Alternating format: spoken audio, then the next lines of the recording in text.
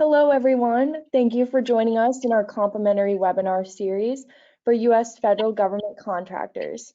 We're coming to you live from Washington, D.C. today. You probably found out about today's webinar through our newsletter, which reaches over 23,000 federal government contractors and service providers. Today's session is complimentary and also recorded. You can find the recording on our website and our YouTube channel about 24 hours after the webinar, though usually even sooner. And we have over 540 complimentary webinars. This includes all 52 parts of the FAR, all 52 parts of the DFARs, and hundreds of webinars on strategic and tactical topics. If you'd like to advertise in our newsletter or in any of our upcoming webinars, please email us at hello@jenniferschaus.com. And a little bit about us. We are a specialized consulting firm focused on working with established federal contractors. We work with product, service, and software firms across the globe. For more information about our services, please visit our website and select About Us. And as I mentioned, today's webinar covering the FAR supplements is complimentary and recorded. We began this series in January 2022, and you can find these past recordings on our website, as well as the future schedule with registration links. And here's just a glance at our schedule. As you can see, we've already covered several of the FAR supplements, and we'll be winding down our series on August 24th with the Veterans Administration. And then here's just a look at our Friday schedule. On Fridays, we cover the same agency or department in a Playbook series. We discuss upcoming bidding opportunities, contracting trends, small business resources, and we often feature a government speaker. The full schedule and past recordings are on our website under the Playbook tab. Please note that our summer soiree for U.S. federal government contractors has been moved from June 20th to Monday, July 18th. Again, the new date is Monday, July 18th. If you've registered before June 16th and need a refund, please email us at hello@jenniferschaus.com. Anyone can register as an attendee. We also have corporate sponsorships available. We're expecting about 100 to 200 federal contractors. The registration link is on our website under the Events tab, or you can find it in my auto signature when I send out the recording from today's webinar. And government agencies and sponsors will be announced as they confirm. We hope to see you on Monday, July 18th.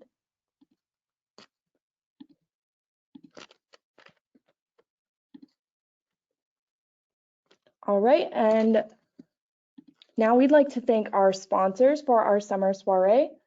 C3 Integrated Solutions, a provider of level 2 CMMC certification, and also First National Bank. And then from the government side, we have confirmed attendance from HHS, Health and Human Services. Again, you can purchase your ticket under the Events tab on our website. And now we'd like to thank our sponsors for this webinar series. First, we'd like to thank the Virginia PTAC.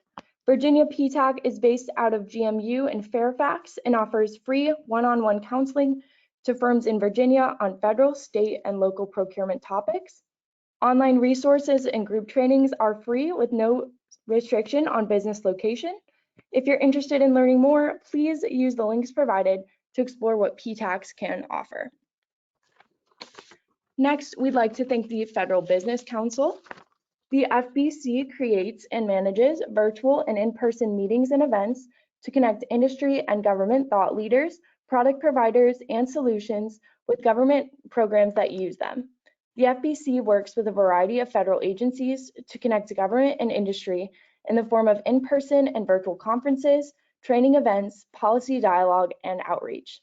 Over the last 40+ years, FBC has become a comprehensive resource for connecting industry and the federal government. Next, we'd like to thank DASTON.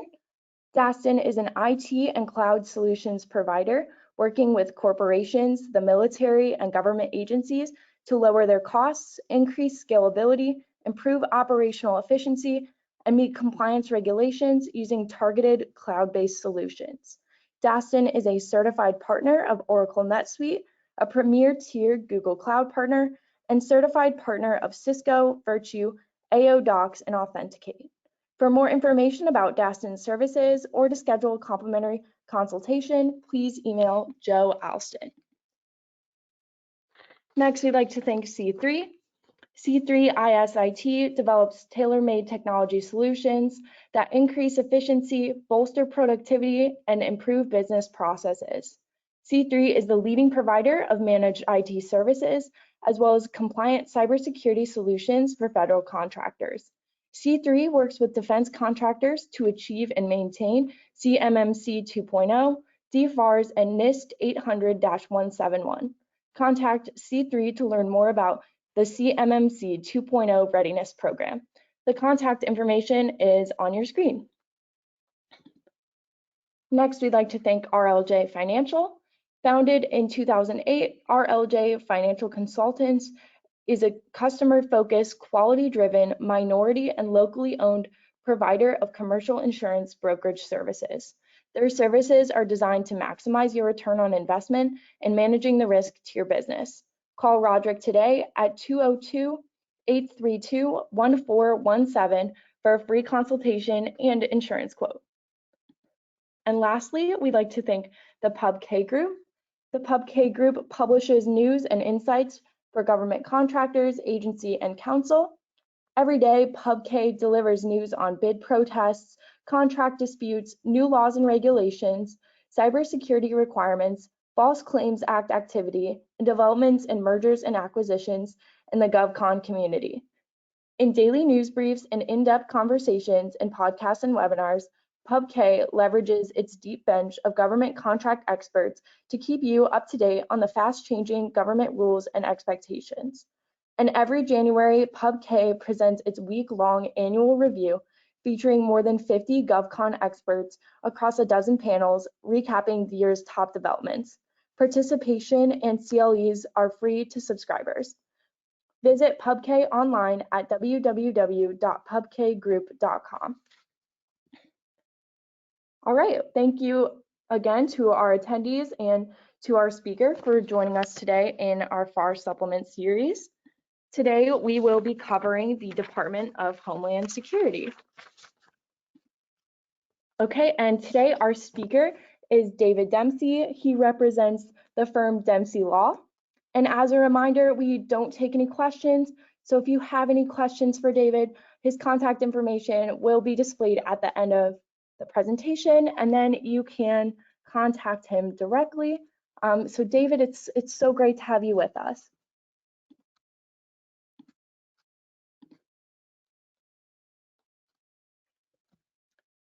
Can you hear me?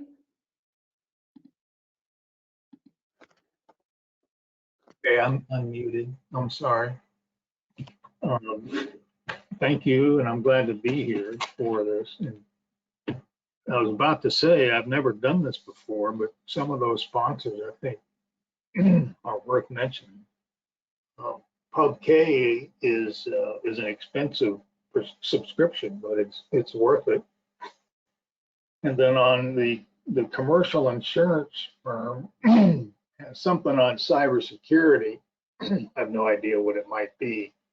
Excuse me, but the point is, I think insurance companies are going to drive cybersecurity more than any government program, because as a practical matter, sooner or later you're going to get hit, and it's just a matter of whether it's ransomware or phishing expedition or man in the middle, that kind of stuff. The fact is, it'll be time consuming to fix it, and if it's ransomware, it'll be difficult to fix it. And then PTAC is an outfit that I do a lot of speaking on for cybersecurity, and they have their July program out, and it's a series of pretty good ones. If you're interested in that. And of course, the Kennedy Center party is always fun. But I'm finished now, so let's go on to DHS and the HSR supplement. Now, the reason I wanted to do this on DHS is because I've been working against them more or less for about 20 years.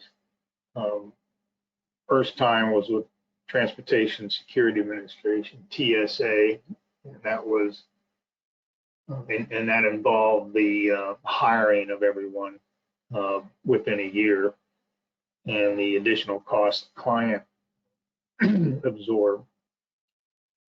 And then the CBP, Customs and Border Protection, I've got a case with them right now. In this case, it deals with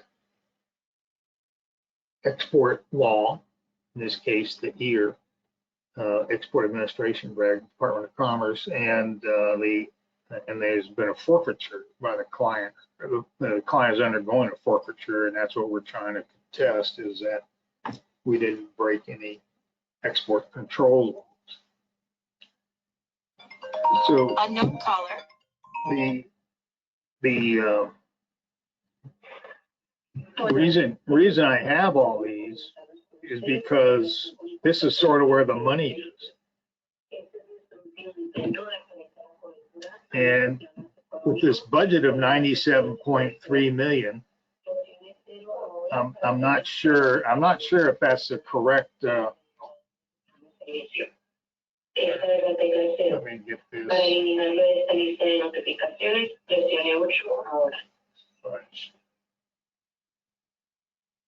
This 97.3 budget is the 2023 budget request, and according to the agency, it's 6.9% more than FY22.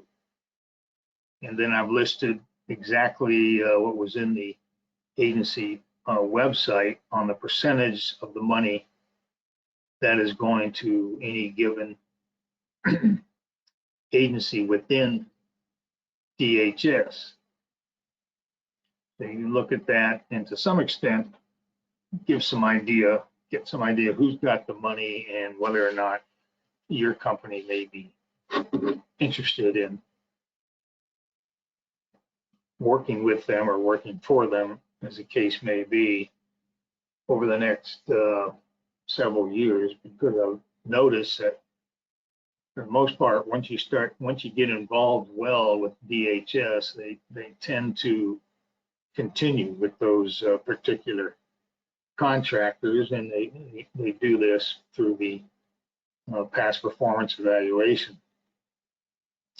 But down at the bottom, they've got Cybersecurity and Infrastructure Security Agency with this, which is CISA. And to me, CISA is one of the best agencies in the government, largely because they have a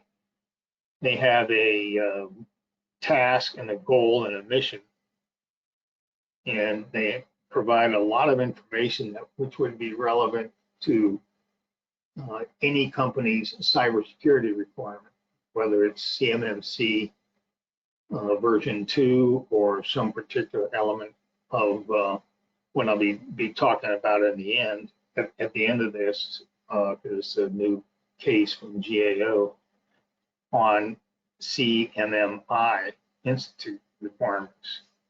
But if you go to CISA.gov, I would suggest you subscribe to it, and then you get a lot of good information and get it sooner than most anybody else. Now, on this next slide, if you keep in mind that the agencies who get so much money, they also have these demographics. And there's 30 offices or sub-agencies in the DHS organization chart.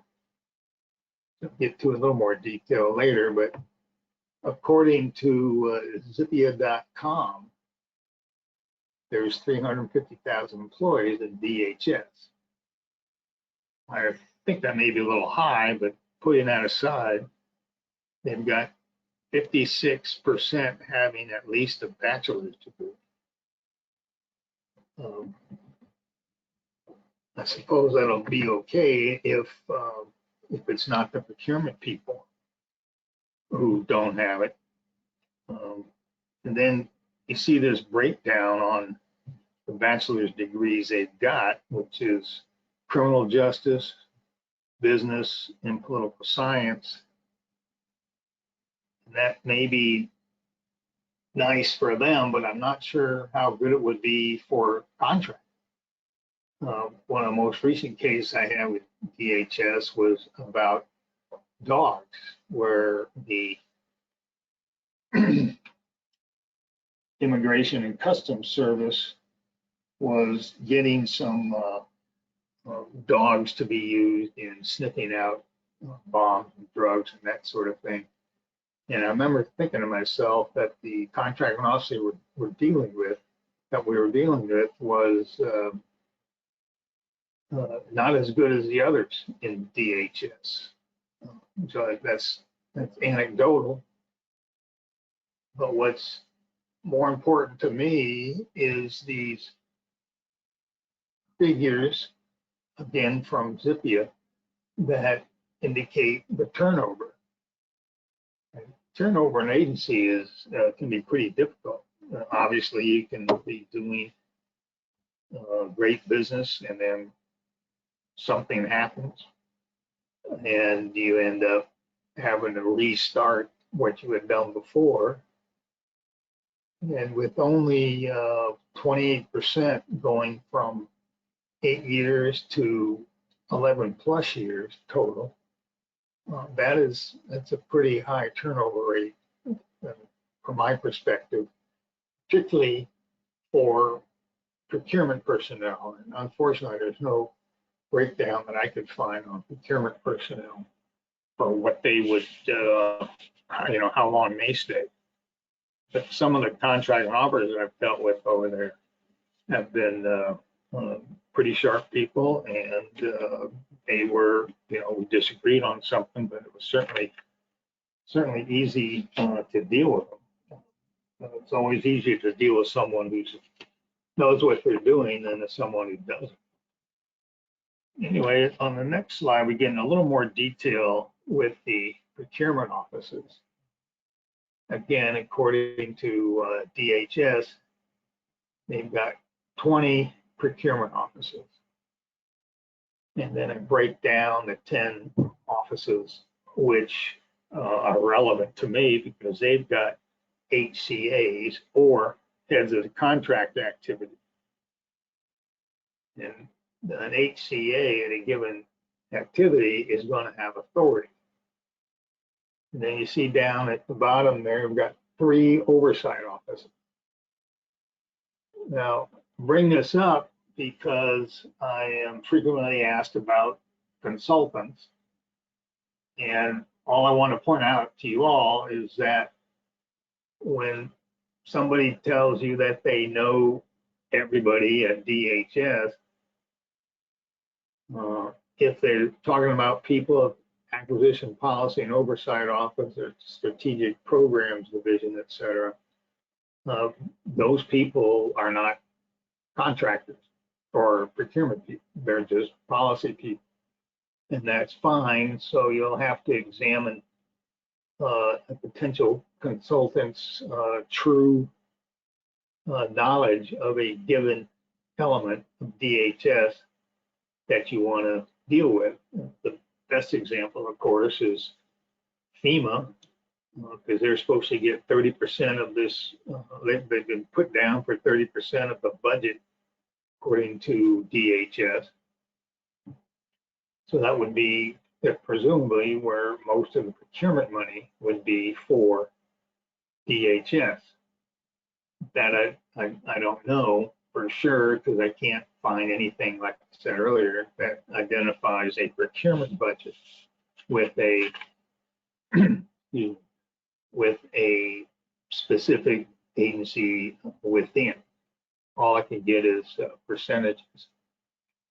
And now moving along to the procurement vehicles, these are all very standard.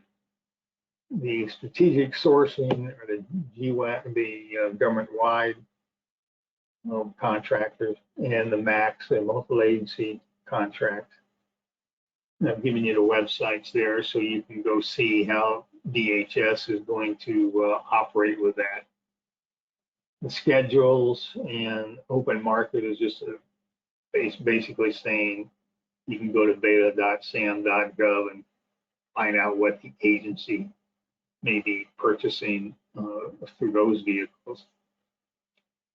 And then the OTAs seems to be focused on a Silicon Valley Innovation Program, but they work with the Strategic Program Division that I mentioned just a moment ago. And then this last one doesn't really have a website. It's the Commercial Solutions Opening Pilot Program. And this appears to be a new program where new contractors contractors who are new to the business but want to get into the business and provide commercial solutions, then they can check out this program. And the guide is best found by going to Commercial Solutions Opening Pilot Program Guide on Google, and then it'll take you to it. What surprised me there is that it's a 2009 document from some updates, which indicates that DHS has had this Commercial Solutions Program for a while, whereas apparently DOD has just started it. I couldn't trace the statutory authority for DHS, but it's, according to this guide, it is about 12 years old. We'll have to see. I'm not quite sure that that's hasn't been amended some, but I don't know based on this program guide. The most important part, as everybody knows, with respect to OTAs and this Commercial Solutions Program, is going to be intellectual property rights. If you're a company that has something to offer, but also has something to protect with respect to intellectual property that you've developed and is critical to your business, you don't want to give that away to the government through a license that comes right out of the, in this case, FAR for DHS.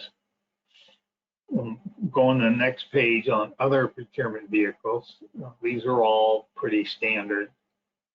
And the thing that is most relevant to me is down at the bottom, where DHS has listed, according to my count, 54 prime contractors who also identify what their requirements are. And I can tell you right now, if you go to one of these contractors and say you're an 8A business or a woman-owned business or a veteran-owned business, they'll say, so what? We get those people. Or those types of contractors are always knocking on their door. And I know this from various meetings I've attended and conferences and that sort of thing. So if you're going to be using it, make sure you pay attention to what they're looking for, because they're not saying they're looking for veteran-owned small businesses. They're looking for specific expertise or the like, which then if you are one of these set-aside groups, then you can use that. And if you qualify, then you'll help them. And if you don't qualify, then you have to figure out if they'll help you with a all small mentor protege program. Now, a little note on that: these all small mentor protege programs, SBA has a specific agreement that I recommend you use. It's on their website. But one of the things that seems to get protested a lot at SBA is someone did not correctly complete the contract they have, where they use their own one or whatever, their own contract. In other words, it doesn't qualify for the SBA's all small mentor protege program. And that's pretty much what they're going with now. They don't have a quote unquote mentor protege program because everything has been changed to this nomenclature and to the agreements associated with the all small program.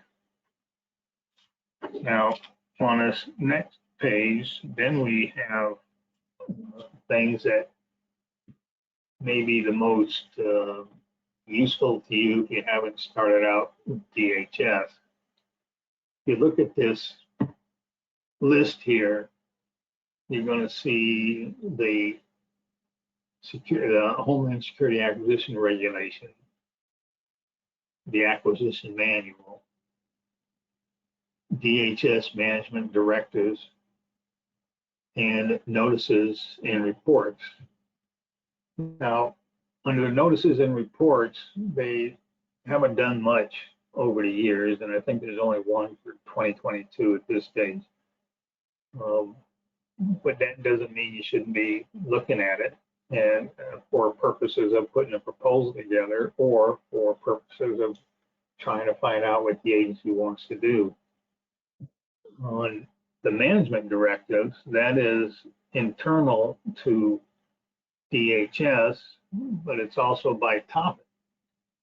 So if you're gonna work on a supply chain issue that DHS wants to work on, it's worth it to see on the DHS management directives whether or not your particular topic, your desired topic, is within the list on the DHS managing directive list.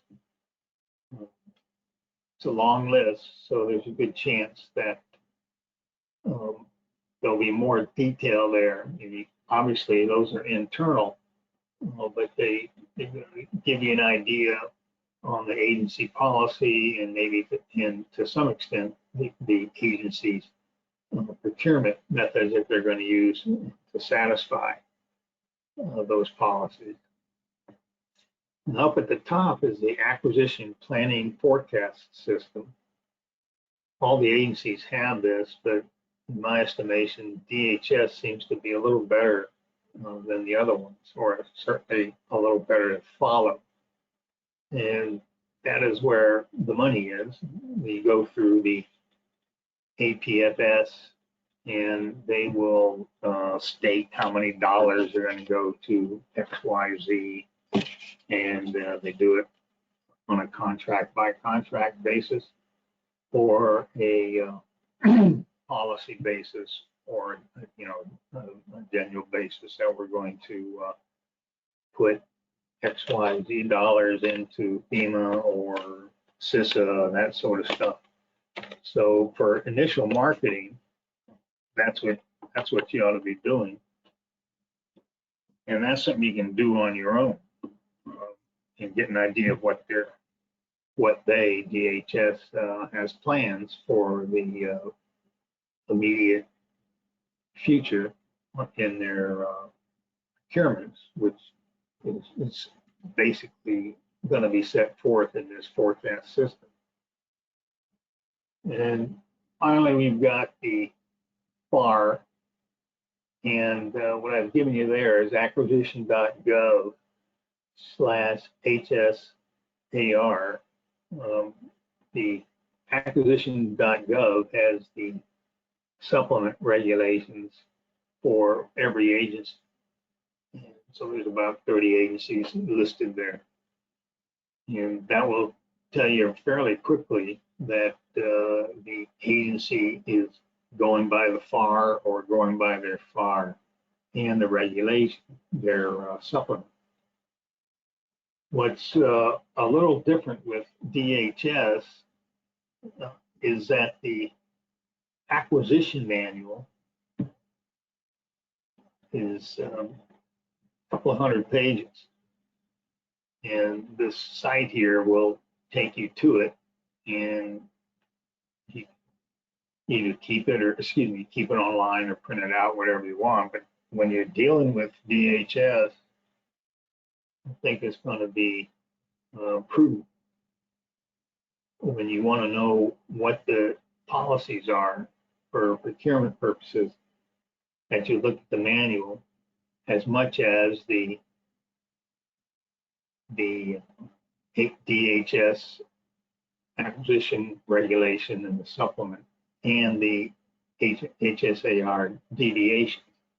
I think those deviations will be relevant also, because those deviations will tell you specifically what DHS is deviating from vis-a-vis the FAR. Okay, now in this next slide, I went through all of the DHS FAR supplement, HSAR, because I was curious about how much they kept from the FAR and how much they have their own stuff from the FAR, their own supplement. Now, obviously, no one has as many items in their supplement as DOD does. And that being the case, GSA maybe also, I'm not so sure NASA has more than DHS, but this list here is what they're, with DHS has made no changes to from the FAR. Now, of those, the HSAR 3039, 30 obviously is what sets DHS up. It's like GSA is 5, and DOD has its own number 2, etc. Anyway, the point being, acquisition of information security, I would think, would be significantly different for DHS than what the FAR said. And in my estimation, that difference was explained, identified subtly in the handbook, the manual. There's a lot of stuff on acquisition of information technology in the handbook, but there's nothing in the DHS supplement. Again, that's something you want to, that's why I mentioned it earlier, why I think you want to take a look at the DH manual, DHS manual. And then contract modifications, that sort of surprised me that there was nothing unusual there, but it just says reserved, and that is what you want to know. And then by comparison, when you go to the next page, there are what I consider the most relevant DHA supplements. Now, 3004 says administrative matters, but that's where everybody's cybersecurity cybersecurity regs are. And then the contracting by negotiation, 3015, has a lot, but nothing what I would call unusual. But it's still something you're going to have to look at when you're working on your proposals and that sort of thing. The 3025 on foreign acquisitions, that changed quite a bit because of the Biden executive orders, et cetera, and then the change to the Buy American Act, implementation of the Buy American Act. But DHS is the only agency other than DOD which has a Berry Amendment provision that is basically clothing, woolen items, et cetera, has to be purchased from the U.S. Excuse me, from sources in the U.S. And if they go down to the detail that DOD does, then that's something that you'll have to keep in mind if you're selling any kind of cloth item, not just clothing, but cloth item to DHS. And this also includes cloth or clothing or fibers, et cetera, that are in the final deliverable. It's not a percentage. Usually, excuse me, it's not a percentage. It's just that it has to be from a U.S. source, and of course you have to prove it from a U.S. source. Now I've got 3037 on service contracting because there's going to be a big change in service contracting with changes to the Service Contract Act. Guidance coming out of Labor, Department of Labor. And of course, the most voluminous element of a DHS supplement is 3052, where I have quite a bit of contract, several contract clauses, a lot of solicitation provisions. And that one, when you're putting together a proposal, the solicitation is going to identify what's a DHS clause and what's a FAR clause.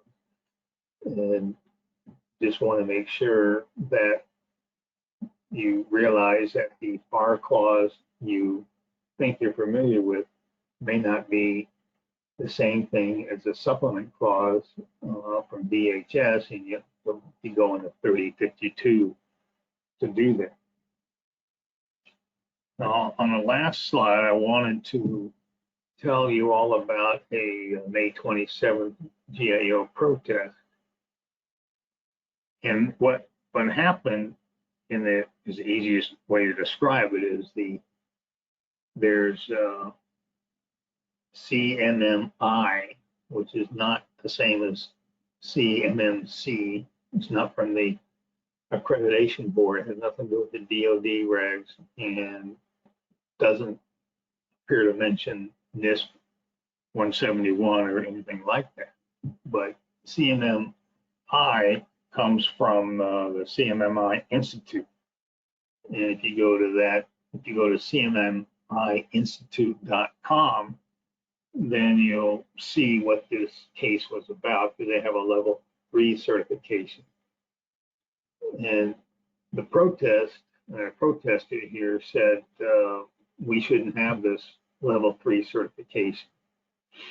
And of course, according to the case, there were roughly 50 companies interested in the proposal, or interested in the solicitation, and I believe 38 or 39 of them said they met this CMMI level 3, which indicates that DHS has had the CMMI Institute levels and certification process for quite a while. Now it's a given, don't know if it's true yet, but it's going to be quite likely that DHS is going to identify and adopt NISP 171, and then whether they do it through their own clause seems unlikely, because DOD has already got their clause for taking care of cybersecurity. So the protester lost this issue on whether CMMI level 3 is the best level to have. And they said, and DAO said, as I would expect, that the requirement for CMMI level 3 is reasonably related to the agency's requirement. And you should always keep that in mind, because myself and others have always predicted that if the agency can explain why it wants a level 1, 2, or 3, or CMMC level 1, 2, 3, then GAO is going to uphold that. However, protester also said that meeting the CMMI level at the time of proposal versus the time of award or the beginning of performance is unreasonable, because the agency, which was DHS, could not explain with any credibility why the time of level 3 certification had to come and be made at the time of proposal. Now, this proposal time versus time of award is, to a large extent, what CMMC, MMC, and the DoD want to do, where DoD has always gone around and said that your certification level is one thing, and the time you have to reach that certification level is another. So the fact that DHS is reportedly certain to adopt the CMMC NIST 171, 172, et cetera, for their cybersecurity program, it's interesting that there's this basically legacy system from the CMMI Institute. And so when you see the proposal language, the solicitation language, likely to be in section L, of course, is that the company is at the one universe of cybersecurity and another universe of cybersecurity, which is NIST 71 versus CMMI institution. You have to be sure that you're going to qualify for whatever is going to be required by the agency. And then the GSA, of course, is also doing this, but they seem to be more in line with DoD. Now, one thing I ought to mention in passing here is that DoD believes their CMMC NIST 171 regulations are going to be out in next March, rather than in June, like it was originally thought. So they moved it up 3 months. Therefore, for DoD purposes, make sure you're going to meet that time frame. Because obviously, as you know, if you can't meet CMMC, you level 1 or 2, et cetera, depending on what the government wants, you can't get an award. It's a prohibition, not a not a preference. Okay, so that finishes me off for the presentation here. If you have any questions, feel free to send me an email. I'll get back to you. And then otherwise, I hope you have a good day and good week, etc. And then proceed from there. Thank you. Thank you so much, David, for such a great presentation. Should you have any questions, like he said, you can send him an email. His contact information is there on the screen. So I'll just give everyone a second. All right, and thank you everyone for participating. The recording and slides will be available within about 24 hours or less. And we look forward to seeing you on Friday as we go through the playbook for DHS. The registration link, as always, is on our website. And lastly, don't forget to buy tickets for our July 18th summer soiree on our website under the events tab. We hope to see you there. Have a great day, and this concludes the webinar.